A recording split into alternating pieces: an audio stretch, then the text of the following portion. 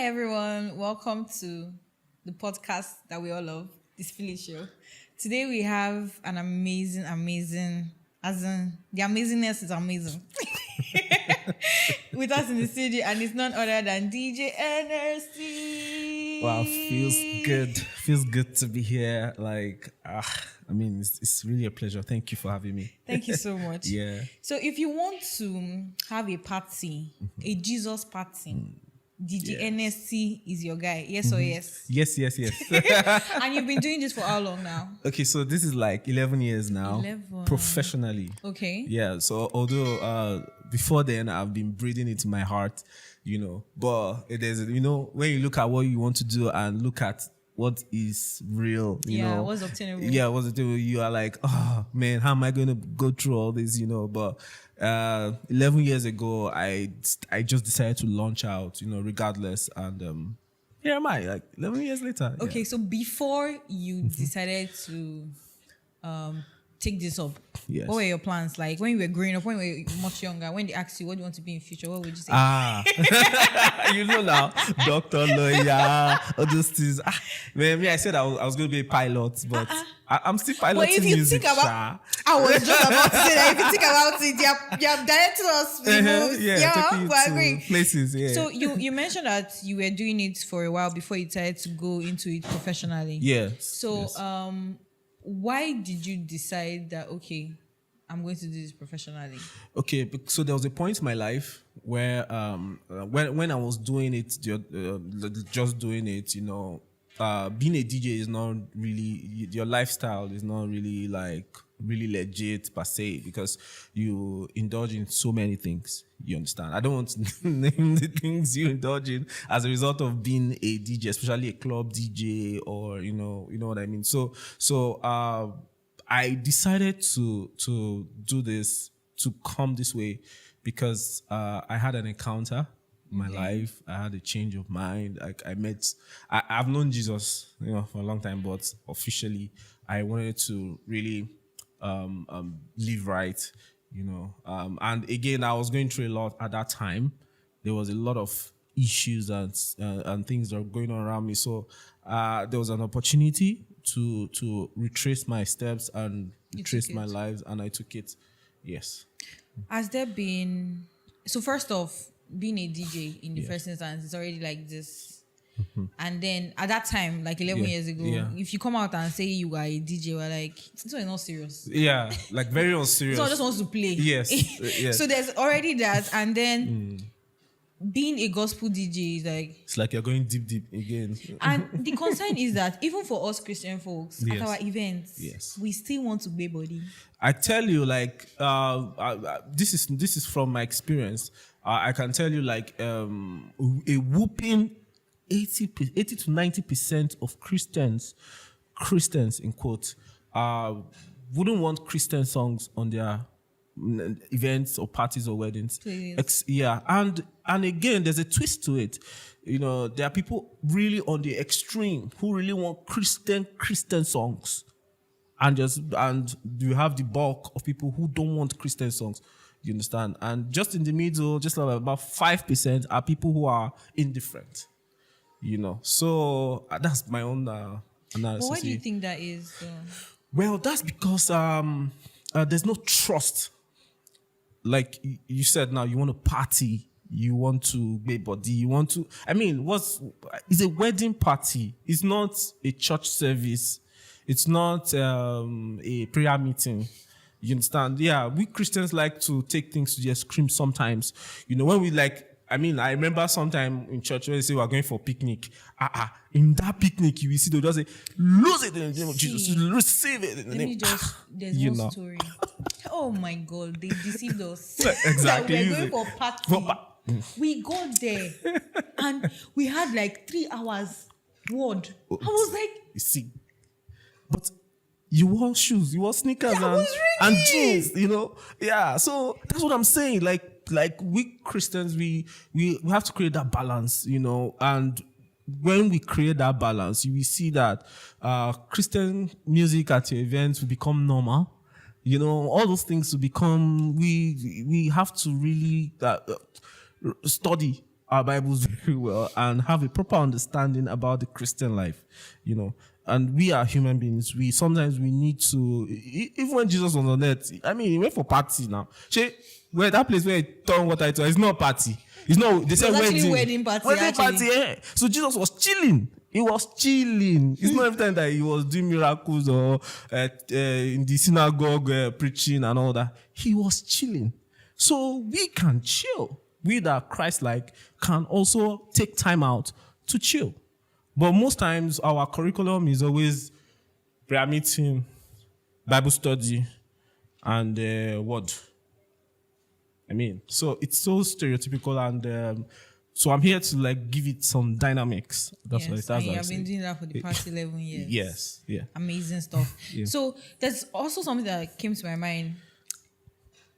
We are, especially for us young people, we are constantly moving and all that, and we've gotten to a stage where there are a lot of songs out there, but then the lyrics are not clean. But you still want to have love songs. Yeah. There are no Christian love songs. Scratch that. There are actually Christian love songs. Please, why is it that it's taking? What are we not doing right? Yeah. Okay. So there's a lot, but I'm just going to focus on a few that we need to know. Now, first of all, when you come out and say you're a believer, you're a Christian, something like that, right? Your music don't tend to get that exposure that you need to get. I don't know why. I've been in the media for 10 years. I've been on media platforms for 10 years. And I know that there is just this restriction about being religious. It's not just about Christianity, it's about all religion. You understand? Different religion. They don't just want the religious thing to, be in people's faces and all that, So it's just like that. They're actually Christian love songs. And why I say Christian love songs is because they are so clean. And when you listen to the lyrics, it's talking about the triangle. What's the triangle? The man, the woman, and God. Yeah. So it's a triangle. They're always talking about it. But what is missing most times in the normal love songs is just always a straight line. And the guy is talking about the woman in different ways that is explicit, something. But when you have love songs that are Christian love songs, it's actually talking about the love in its purity. So that's the difference. But most people really a lady who wants to be applauded for how she looks, how she dresses, but the Christian songs is always talking about the heart, the feelings, the emotions. So you can see the difference. Okay, so does that mean that Christians, I'm trying to say this and not look for trouble, but does that mean that we are the reason why a lot of love songs or a lot of gospel songs, even with the DJing at events, we are the reason why it is not as prominent as it should be? Yes. Church people. Absolutely. Absolutely. I feel we Christians, most Christians on the line are Sunday Christians, because Christianity is meant to be a lifestyle. It's meant to be something that is just how you are, and how you feel, Like me, one of the passion that drew me into being what I am today is because I just want to have a clean environment. I don't like to hear foul languages and stuff like that. So it's already irritating to me as a person. Before you now say, okay, this guy is a Christian and is a DJ gospel, so there are levels to these things, you understand? So it starts from there. It starts from morals. What's your moral level like? Then you now begin to appreciate how gospel music sounds like. Now, let's not talk about, of course, there are a lot of mediocrity. I've criticized a lot of mediocrity in the gospel music scene, I still do, but let's give it to people who actually do real good songs. And of recent, people doing amazing Christian love songs. Somebody came out and did an album, Love Songs. If you listen to it, who's the artist? Angelo. We have Angelo. If you listen to his album, it's amazing. When you hear even the title, Friend Zone, it's not churchy kind of. It's actually talking about love. It's talking about how a man feels about a woman. It's not explicit. It's not explicit, but it's expressive. It's expressive in its purity.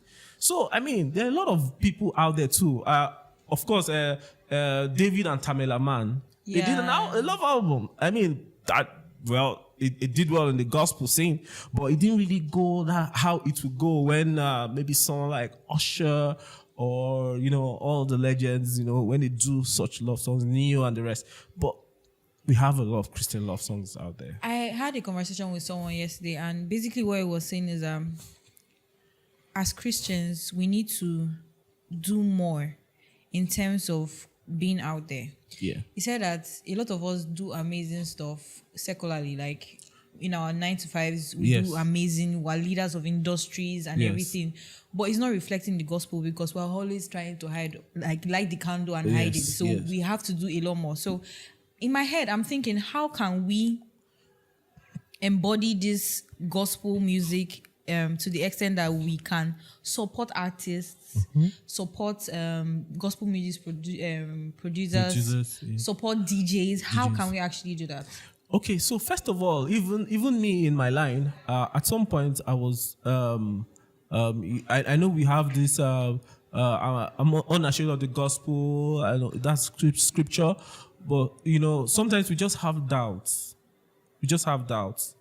And like I said earlier, part of the doubts is that there's somewhat a lot of mediocrity. Let's start with mediocrity first. Because people just feel Christian songs, most of them are just stereotypical and boring. Like you just hear somebody singing one word for like 3 minutes, and they say it's worship. Yeah, worship. But I mean, we can be creative too with our worship. Right now, I know things are changing. We have a lot of worship songs that are really creative. Like Dunsi Onyeko, I listen to him a lot. Dunsi Onyeko gives you creative worship. Nathaniel Bassey gives you creative worship. Those people give you, not just the stereotypical type. They make you even, since you want to go deep, they take you Let's deep go there. deeper. Yeah, you understand. Like, so if you're doing it, do it well. So that has raised doubt over the years, but I think the doubt is beginning to raise now, and that's why I'm more confident in being a Christian DJ, because there are a lot of music out there. Great songs, like I said, love songs, even to party songs, songs that a DJ can actually play at events. It was not like that, like 11 years, 10 years ago.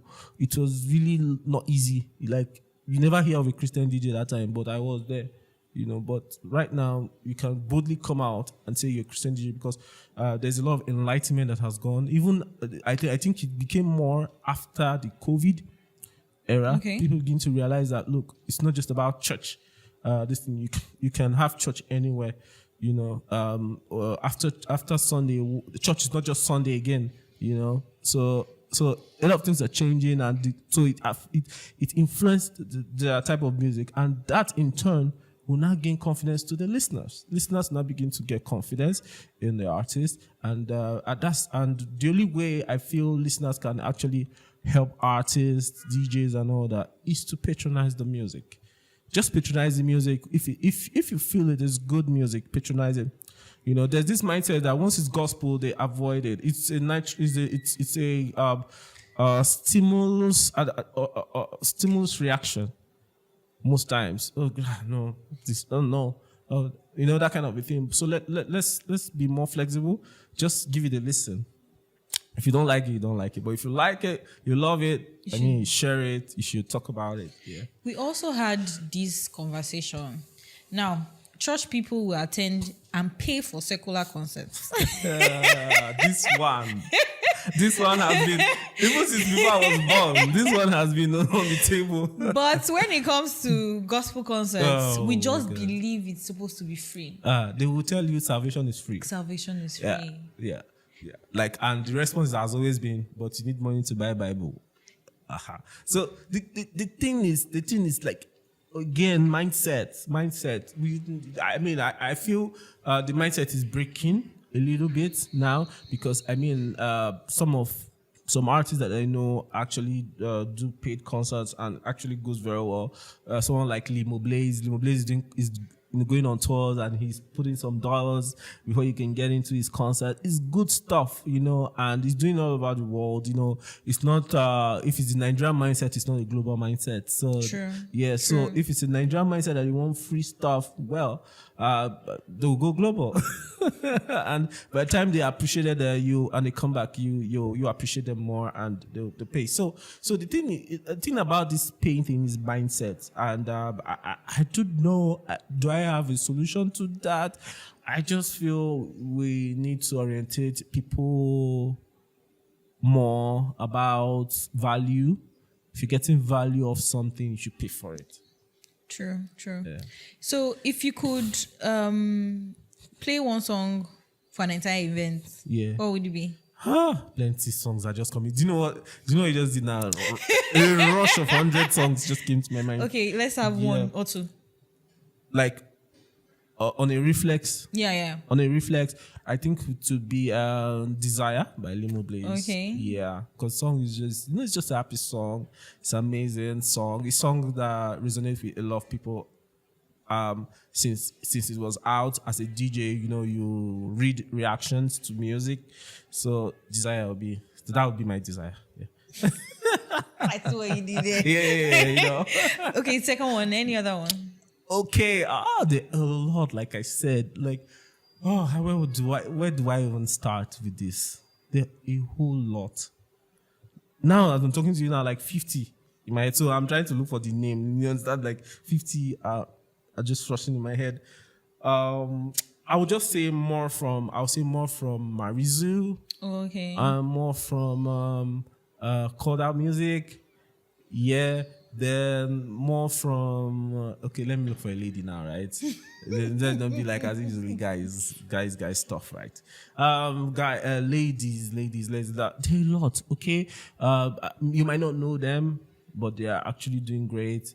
You have Yo-Yo Michael. Okay. You have Oyije.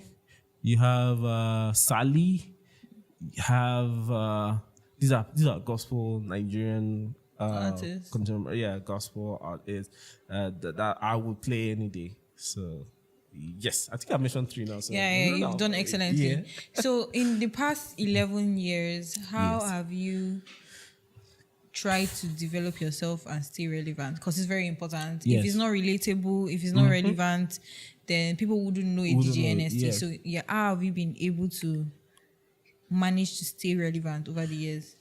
Okay, so first, I think my personality has played a very major role to me being here.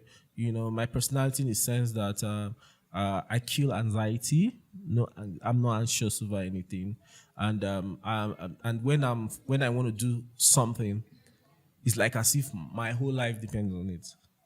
So. That being said, being a Christian DJ for me is my life. It's something that's part of me already.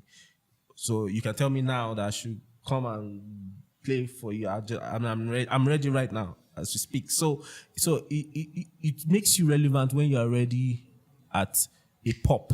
Like let's go now, let's do it now. You don't have to prepare. Say and no excuses. I've been at events where they say, you have just 5 minutes. And I use that 5 minutes very well, even as a DJ. DJ like a lot of time, 15, 20 minutes to build the whole environment, especially when it comes to Christian arena, where you have worship going on and next thing is DJErnesty. You have to build that environment, so you need more time. But sometimes you just give you 5 minutes. So I make sure that I use that 5 minutes very well. So all these things help you stay relevant, being able to opportunity, and you're prepared and you get an opportunity and you take it immediately. So that keeps you relevant, and also your personality being staying humble, and no competition. I don't compete with anybody because I know I'm very unique.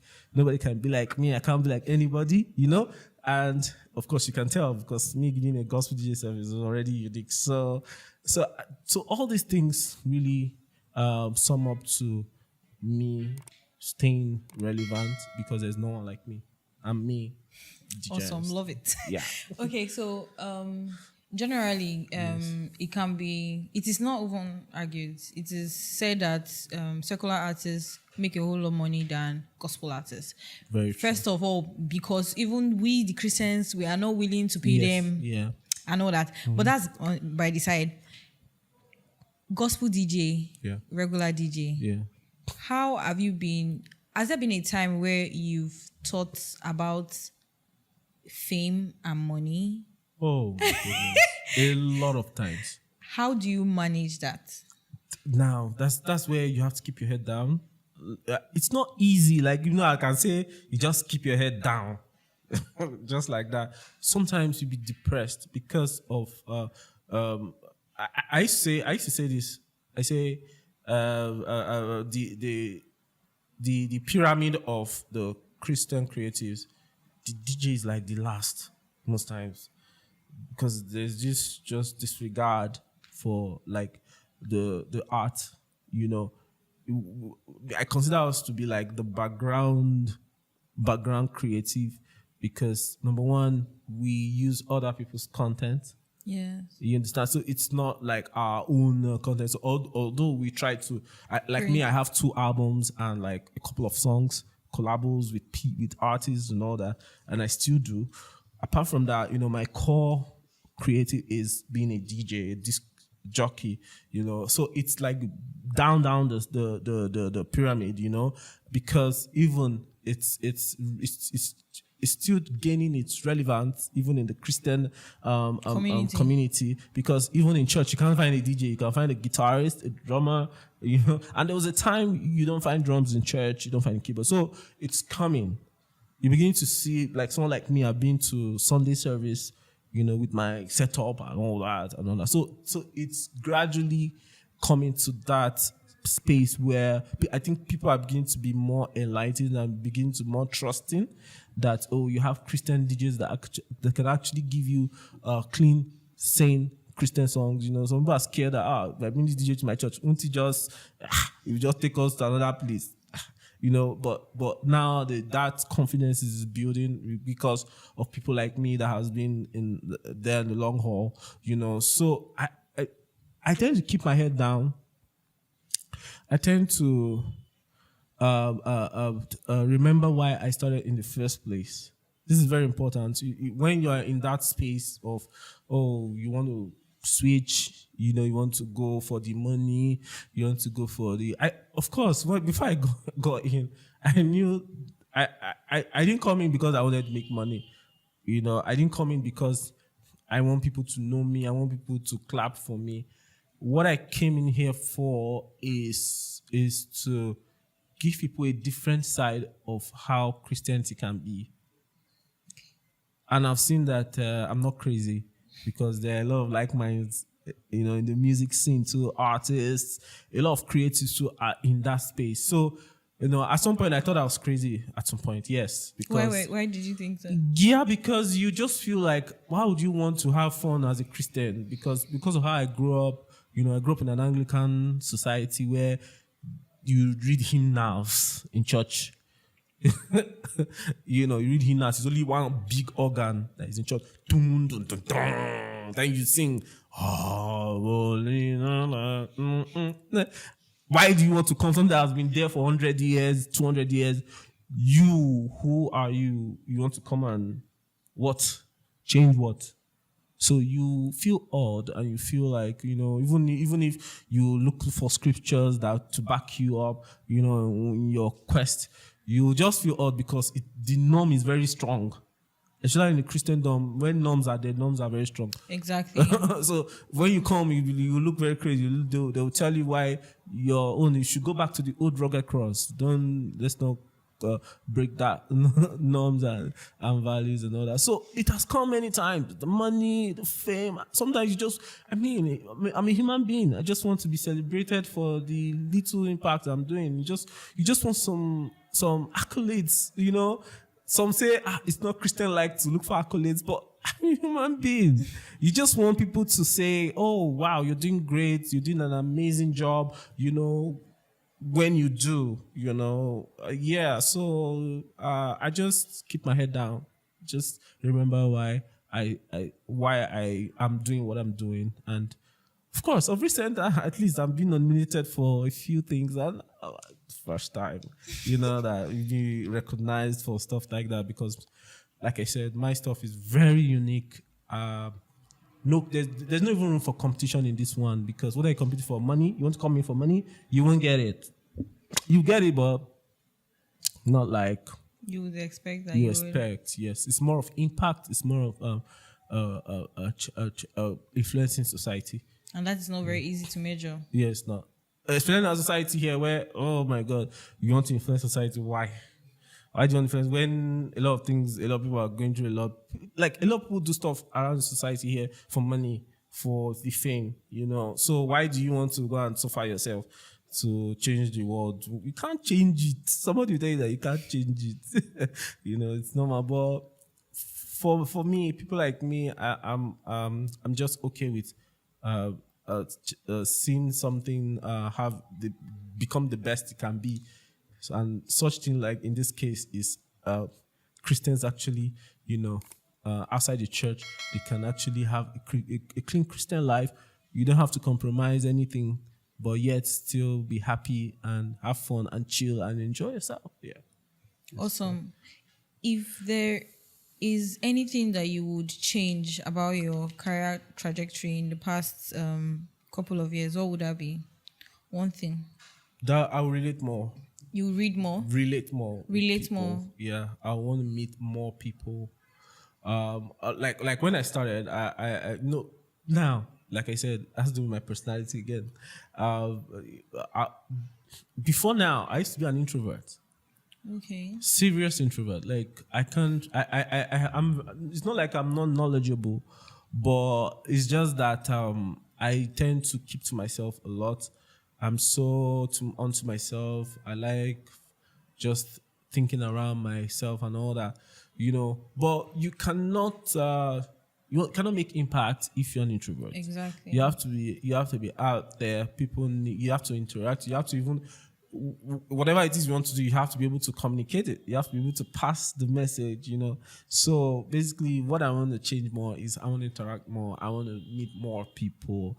I want to go. It's not like I'm not meeting people, but I'm going to do extra to meet more people, especially like minds, just interact, like someone was saying sometime, like just a few days ago, was telling me that if you don't interact with someone, the person would listen to what people think about you. So what people think, so what people think about you will now be more than who you really are. So when you tend to meet with people, they begin to see the real person behind what they do and all that, and maybe those stories will just fade away. So those are things that will have to change. Yeah. Awesome. Thank you so much for sharing your story with us. Thank you for having honest conversations. So I'm sure that from today's episodes, we've learned how to be more, do I say, understanding of the industry, and realize the role we play in ensuring that the industry is developed to the extent that Christian music can be played anywhere. You can have a good time with Christian music. Yeah. You can pay for that Christian concert. Yes. Stop saying you will not pay. As long as you're getting value. Exactly. Yeah. When you're getting value, you pay for it. Yeah. And we hope that we realize that our little efforts in this ministry, because it's actually a ministry, can make it go bigger and better than it currently is. So thank you so much for sharing. Thank you so much. 3 random facts about DJErnesty. Okay, 3 random facts. Okay, number 1, I'm a twin. I have a twin sister. Yes, we don't look alike, but we're twins. Yeah, and that's one. Right? Yes, that's one. You did. That is a random fact. Yeah. Okay, so number 2. What will be the second one now? Okay. Number 2 is that DJErnesty is actually shy. He's actually a shy guy. He doesn't look shy, but he's actually a shy guy. Actually a shy guy. If you catch him like on the street, yes, you see him looking down, but if you catch me in my element, I'm a different person. Okay, so number 3, the last. Oh, number 3. What would that be now? Random. Random. That means you don't know it. Don't know that. I have no idea. Aha. So. Random. What is random now? Do you know I'm even forgetting the definition of being random? That's the thing. When you ask this kind of questions, just remember, do I actually know myself this much? Okay, the third random fact. Oh my goodness. What's random? What's fact? Let's define it. Okay. You don't know the name of your secondary school best friend? My secondary school best friend. Man, even me. I forgot it. Okay, so I play the guitar a little bit. Is that random enough? We'll take it. Okay, yeah. Okay, so, yeah, that's it. So, Say the Words is a game where I read out the letters and then you pronounce it. SYZYGY.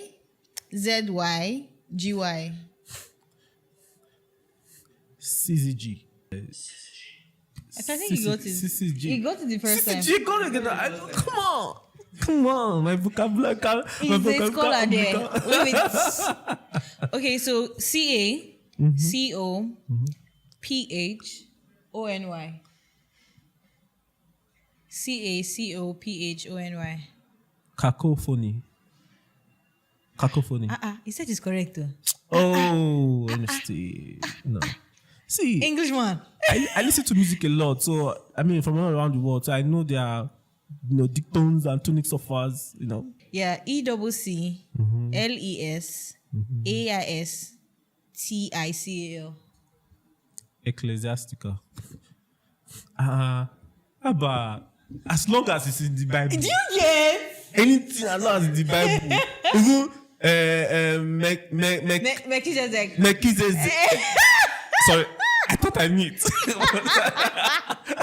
All those names, man. You know how you're going through the Bible concordance and you get to the name part and you just skip it. You just say Exodus. Yeah. Okay, today's episode has been all shades of fun and amazing, especially having DJErnesty try to say the words. You have to see that. So until the next episode, don't forget to SpillIt!